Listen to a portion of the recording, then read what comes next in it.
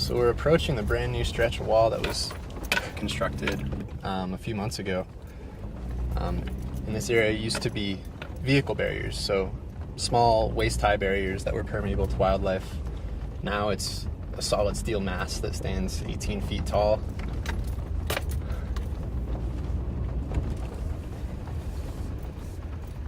So this is the brand new section of Trump's border wall. This was funded by Congress in 2017, and construction on this section just completed about 2 months ago. And it truly rips the Chihuahuan Desert here in two and runs 20 miles, really into pristine wilderness lands. So the windblown sand dune landscape provides an awesome opportunity to look at animal tracks out here, and pretty much all in one frame. We see tracks from deer, from javelina, from bobcat, from coyotes. An incredible number of animals pass through right here. And I'm actually we're looking at the US-Mexico border, looking into Mexico right now. This is a vehicle barrier.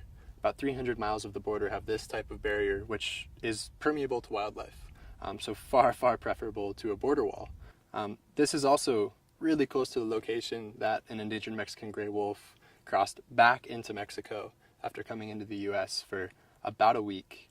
And of course, if this was a solid steel barrier, that wolf would never have made that migration. So we've heard often from politicians in the media that no miles of Trump's wall has been built. But I'm standing right here in front of 20 miles of brand new border wall.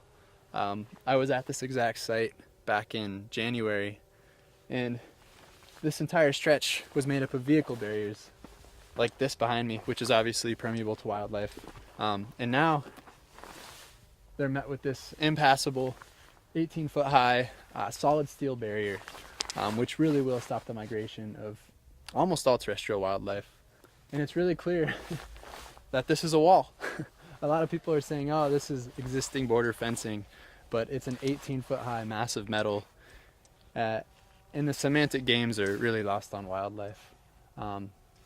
Doesn't matter what you call it, this really does rip the desert here in two.